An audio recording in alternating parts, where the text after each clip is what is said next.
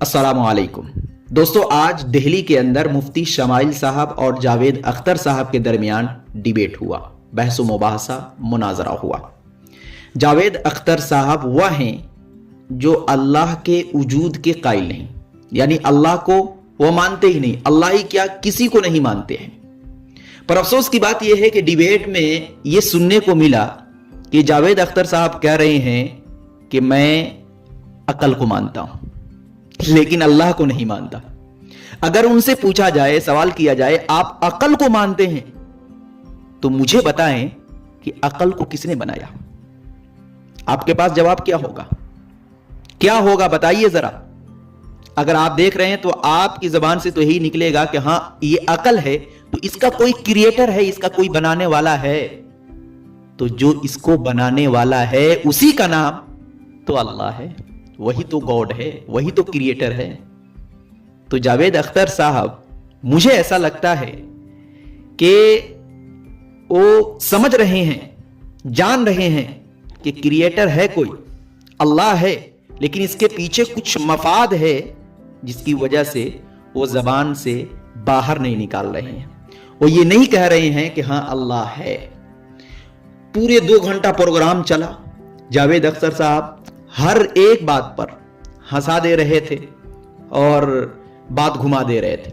मुफ्ती smile साहब ने बड़े ही मुहज्जब अंदाज में उनके हर सवाल का जवाब दिया, लेकिन जब उनसे कुछ पूछा जा रहा था तो बस बातें घुमा दे रहे थे, रेप इधर उधर हंसा दे रहे थे, एंटरटेनमेंट कर दे रहे थे।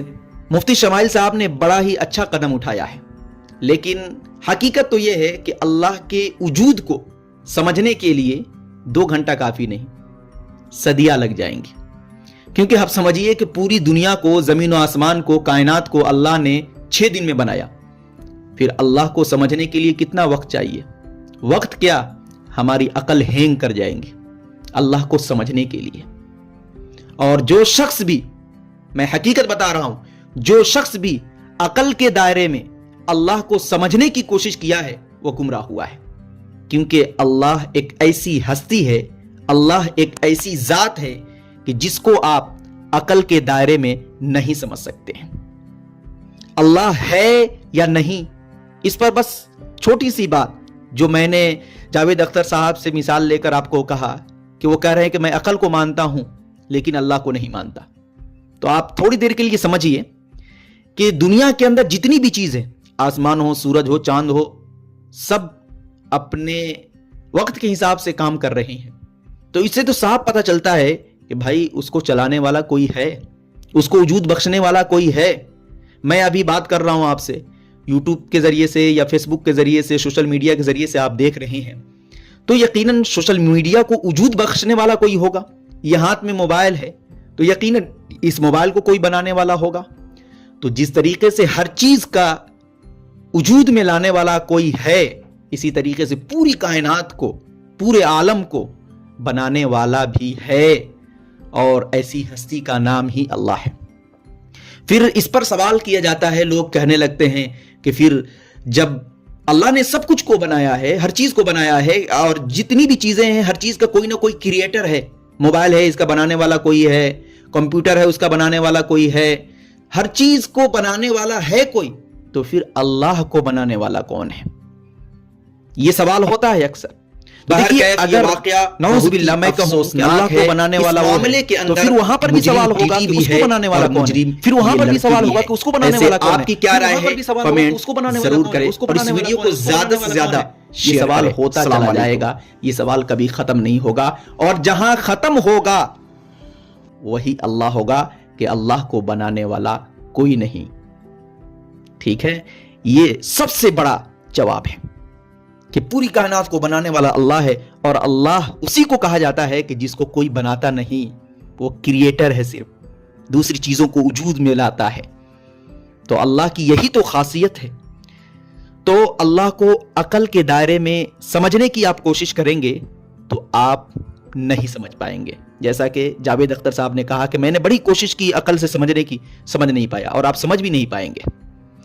दूसरी बात, डिबेट के अंदर बार बार जो घूम रही थी गाजा के मुसलमानों को और मासूम बच्चों को लेकर कि जब अल्लाह है तो फिर ऐसा जुल्म क्यों हो रहा है, मुफ्ती साहब ने बड़ा ही प्यारा और निराला जवाब दिया कि अल्लाह ने इंसान को फ्रीडम दे रखा है, हमारे हाथ में इख्तियार दे रखा है कि आप चाहें तो अच्छा करें, आप चाहें तो बुरा करें, और अल्लाह जो फैसला करेगा मरने के बाद मैदान महशर में करेगा।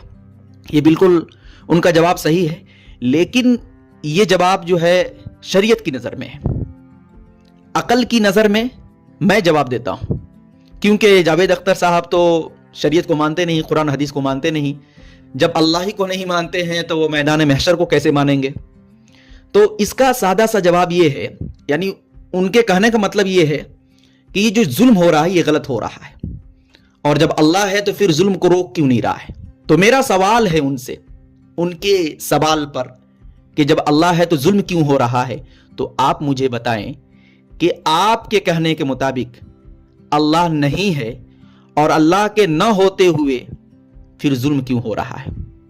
यानी आप कह रहे हैं कि जुल्म नहीं होना चाहिए, जब अल्लाह है तो जुल्म को रोक क्यों नहीं रहा है?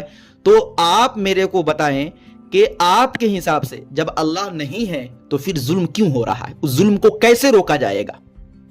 और मैं हकीकत बताऊं, अल्लाह ने जुल्म को रोकने का मुकम्मल तरीका बता रखा है, निजाम को कैसे चलाना है बता रखा है, दुनिया में कैसे आपको चलना है, हर एक चीज को कुरान में और नबी अकरम सल्लल्लाहु अलैहि वसल्लम को भेजकर सीरत की रोशनी में, अहदीस की रोशनी में बता दिया है। अगर कुरान और हदीस को हम फॉलो करेंगे तो यकीन जाने अगर मुकम्मल उस पर हर एक शख्स अमल करे तो कभी जुल्म ही ना हो। जुल्म कहां होता है? जहां कोई शख्स कुरान और हदीस के खिलाफ जाता है। तो यह कहना बिल्कुल गलत है कि अल्लाह है तो जुल्म को रोक क्यों नहीं रहा है। हाँ, अल्लाह है, जुल्म को रोक सकता है, रोक नहीं रहा है, इख्तियार आप लोगों को दे रखा है। अब आपकी जिम्मेदारी है जुल्म करना, जुल्म को रोकना, जुल्म के खिलाफ जाना, जुल्म के साथ जाना, यह आपकी जिम्मेदारी है। अल्लाह तो मैदान महशर में फैसला करेगा। तो डिबेट के अंदर ज्यादातर इसी पर लोग कह रहे थे कि जुल्म हो रहा है तो फिर अल्लाह क्यों नहीं रोक रहा है। तो अल्लाह ने एक चीज को समझना चाहिए कि अल्लाह क्रिएटर है, दुनिया को वजूद में बख्श दिया है और इंसान को इख्तियार दे रखा है। इसी वजह से अल्लाह तबारक व तआला मरने के बाद दो जगह बनाई है, एक जालिम के लिए, एक मजलूम के लिए, यानी एक अच्छे लोगों के लिए, एक बुरे लोगों के लिए। जो लोग जुल्म करेंगे उनके लिए जहन्नम है, और जो लोग मजलूम हैं, जिन पे जुल्म किया जा रहा है, उनके लिए जन्नत है। यकीनन वो शहीद हो रहे हैं, उनके लिए जन्नत है। तो इससे क्या पता चल रहा है कि अल्लाह ने आपको इख्तियार दिया है। अब आपके जिम्मे है, आप चाहें तो उधर जाएं, आप चाहें तो उधर जाएं। एक छोटी सी मैं मिसाल देता हूं आप लोगों को। सोशल मीडिया है, अब सोशल मीडिया आप इस्तेमाल करते हैं, मोबाइल इस्तेमाल करते हैं। अब आप ही दिल पर हाथ रख के बताइए, अब मोबाइल इस्तेमाल करते हैं, अब आपको इख्तियार में है, मोबाइल वाला ने मोबाइल बनाया। अब ये तो नहीं कहा कि मोबाइल लीजिए आप इससे गलत चीजें देखिएगा, ये तो नहीं कहा, या ये तो नहीं कहा कि ये मोबाइल लीजिए आप इससे अच्छी चीज देखिएगा। मोबाइल बनाने वाले ने मोबाइल बना दिया, अब आपके ऊपर है कि आप मोबाइल का इस्तेमाल कैसे कर रहे हैं, सही इस्तेमाल कर रहे हैं या गलत इस्तेमाल कर रहे हैं। अगर मोबाइल का गलत इस्तेमाल आप इस दुनिया में करेंगे तो हो सकता है दुनिया ही में आपको सजा मिल जाए, नहीं तो आखिरत में मिलेगी। तो खुलासा यही है कि अल्लाह है, इसका इनकार कोई नहीं कर सकता है। मैं आपको बताऊं, अभी एलन मस्क कितना बड़ा इंसान, कितना बड़ा अमीर तरीन इंसान है, उसने खुद कहा है कि हाँ अल्लाह क्रिएटर है, अल्लाह है। उन्होंने अल्लाह के वजूद का इकरार किया। तो ये जावेद अख्तर साहब इकरार नहीं कर रहे हैं, पता नहीं क्या वजह है। दुआ है कि अल्लाह तबारक व तआला इनको मरने से पहले इन्हें हिदायत दे दे, समझ दे दे कि अल्लाह के वजूद का ये इकरार कर बैठे और कलमा पढ़ ले, सही तरीके से इस्लाम में दाखिल हो जाए। आप भी दुआ करें, हम भी दुआ करते हैं। और मुफ्ती शमाइल साहब से मजीद दरख्वास्त है कि अगर इस मौजू पर डिबेट करना हो तो थोड़ा लंबा किया जाए, नहीं तो न किया जाए, क्योंकि बहुत सारी बातें अधूरी रह गई हैं। बहुत सारे लोग जाएंगे तो न जाने क्या क्या सोचेंगे, क्या क्या ख्याल करेंगे। तो बहुत सारे इश्कलात, बहुत सारे सवाल जहन में लेकर जाएंगे तो बात बिगड़ सकती है, क्योंकि ये जो है अकीदे की बात है। तो इस पर जो मुसलमान अभी नए नए हैं या थोड़ा बहुत नॉलेज रखे हैं, उनका भी ईमान ख़राब हो सकता है। इसलिए दरख्वास्त है मुफ्ती शमाइल साहब से कि अगर मुमकिन हो तो आगे भी इस डिबेट को जारी रखा जाए, और जो भी सवालात पिछले डिबेट पे आए हैं اشکالات پچھلے ڈیبیٹ میں رہ گئے ہیں ان کو پورا کیا جائے، تاکہ لوگوں کے ذہن میں جو خیالات اور وسوسے جو پیدا ہیں وہ دور ہو جائے، اور کہیں ایسا نہ ہو کہ ڈیبیٹ کا جو مثبت فائدہ ہونا چاہیے وہ منفی فائدہ ہو جائے۔